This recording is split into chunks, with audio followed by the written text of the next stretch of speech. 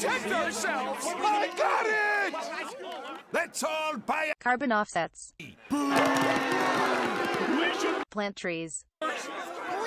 Build more dams. We should Use nuclear power. take Carbon dioxide. and push it somewhere else. That idea may just be crazy enough to get us all killed!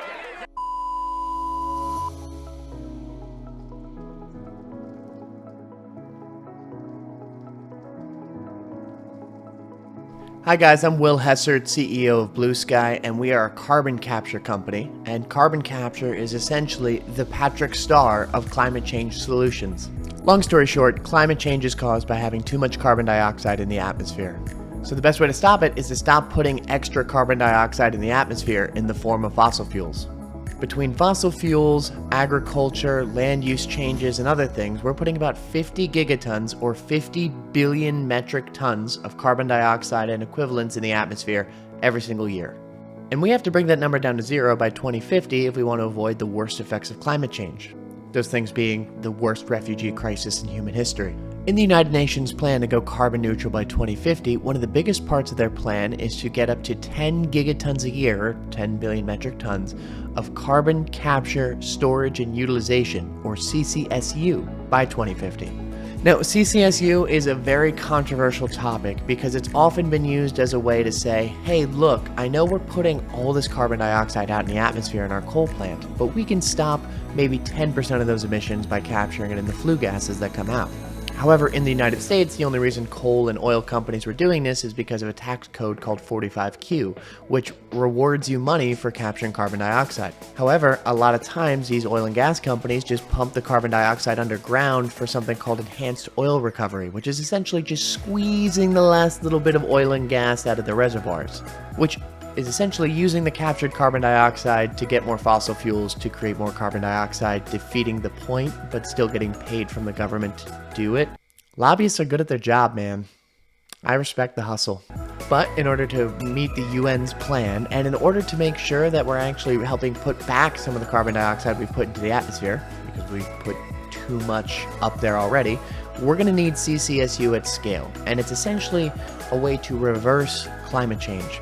And there are 11 ways to do it, so let's dig into the different possible ways.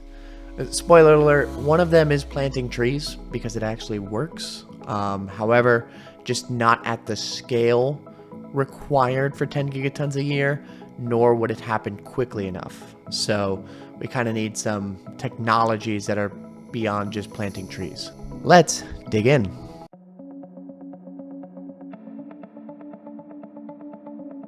Biomass energy is a renewable resource. Biomass refers to different things like plants, trees, algae, just life that you're essentially growing and cultivating. When you grow a tree is a carbon-based life form. So in order for it to grow taller, grow more branches, etc., it has to get that carbon from somewhere. The main place it gets that is from the air. It converts carbon dioxide into more wood for the tree to grow. Then, if you decided to cut down the tree and burn it, it would return that carbon dioxide to the air. So if you grew a tree for the sole purpose of generating fuel, it would take carbon dioxide out of the air by growing it, and then you would return the carbon dioxide by burning it. This makes it a carbon neutral fuel source. A carbon positive fuel source, or one that is adding carbon dioxide to the atmosphere, would be digging up fossil fuels where the carbon has been locked away for millions of years, and now you're adding this new carbon into the atmosphere. Biomass energy is just using the carbon dioxide that's already existing and is therefore considered renewable. Now, there are a bunch of asterisks on that. For instance, if you went into an existing forest that you didn't grow for the purpose of fuel and you cut all that biomass down for fuel, well, now you've just destroyed an existing carbon sink and used it for fuel. That's not carbon neutral. But if you're using things like growing algae or using sustainable farming practices or other methods to make sure the way you're getting the biomass isn't contributing to climate change, then you actually end up with a perfectly solid carbon-neutral fuel source, which can be especially important because biomass can be used at any hours of the day. Meanwhile, solar and wind are more dependent on the weather, which require large amounts of storage in order for them to be able to scale up effectively. But we're not talking about reducing emissions, we're talking about removing emissions. And that is where something called BECCS, or biomass energy with carbon capture and storage, comes in. This is actually a favorite method of the European Union. So going back to that 45Q statement, the technology already exists in order to be able to take carbon dioxide out of flue gases whenever you burn coal or natural gas. However, it's incredibly unlikely you're going to capture all of it, so that kind of technology doesn't mean you can just burn coal or gas and have it be clean. But let's say you apply that technology to capturing carbon dioxide released from burning biofuels. Well, because it was carbon neutral, any bit of carbon dioxide you're now removing from that equation has turned this into a carbon negative process. This means you can literally make electricity that removes carbon dioxide from the air. I see why the European Union kind of liked this move. While growing biomass is an option to produce energy, you can also grow biomass to help improve agriculture. Cover crops are crops that are grown alongside the crops that you're going to be harvesting, and these have a lot of benefits to actually improving the crop yields of whatever you're looking to harvest. It can slow soil erosion, increase water availability, help control pests and diseases, but it also, very importantly, improves the soil's ability to sequester carbon, which improves the crop yields of whatever you're trying to harvest next to the cover crops. So by adding this new biomass that's sitting there permanently and not being ripped up every year like when you're harvesting sugarcane or corn, and by improving the soil's ability to sequester carbon dioxide, this helps dramatically alter the amount of carbon dioxide that's up there in the atmosphere. However, some people are looking to go around the biological methods of taking carbon dioxide out of the atmosphere and get purely down to the chemistry. There's a sad irony about carbon dioxide.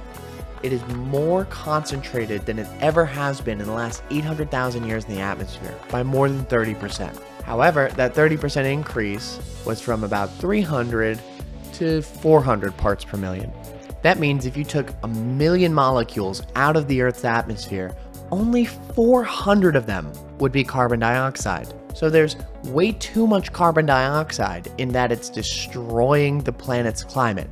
But there's so little of it that taking it out of the air chemically is a giant challenge. But it's a challenge that some companies have started to take on successfully. This is where direct air capture, or DAC, comes in. Essentially, it works like a giant vacuum cleaner that sucks carbon dioxide out of the air. In fact, the biggest carbon capture plant on the planet right now is the Orca plant owned by the Swiss company Climeworks. They have modules that suck in air through a giant fan. The carbon dioxide from the air sticks to a filter made usually of different ammonia substances. Then the module vents close, the filter gets heated up, and it releases the carbon dioxide from the amide solutions. And now you have a pure stream of carbon dioxide to be able to now move on to either sequestration or utilization. Now, Climeworks technology only involves having to heat up the filters to 80 to 100 degrees Celsius. That releases the carbon dioxide from the amide solutions. They're confident this can be done with waste heat, which is the heat left over from generating power or doing other industrial processes. Another major company in this space is called Carbon Engineering, which is a Bill Gates-backed venture that differs from Climeworks in that instead of using modular systems, they use one giant centralized systems. And instead of using amide solutions, they use hydroxide-based solutions. Carbon Engineering, for now, turns that carbon dioxide into jet fuel to now be sold to different companies. Now, that is a carbon neutral process because the atmospheric carbon dioxide becomes jet fuel, which gets burned, and then that carbon dioxide gets returned. However, this is just to help increase the profitability of the company in the short run as it scales its technology to be able to actually get to a carbon negative solution. But you can't just take the carbon dioxide out of the air and just hold on to it. You actually have to do something with it. And that is where the idea of sequestration, or storing it away safely, comes in. One eternity later. Hey guys, so while I was editing this, I realized this video is going to go to about 20 minutes, and it was kind of a debate of, do I want to make a 20-minute video, or do I want to get back to work on our carbon capture technology? and maybe even also see my family.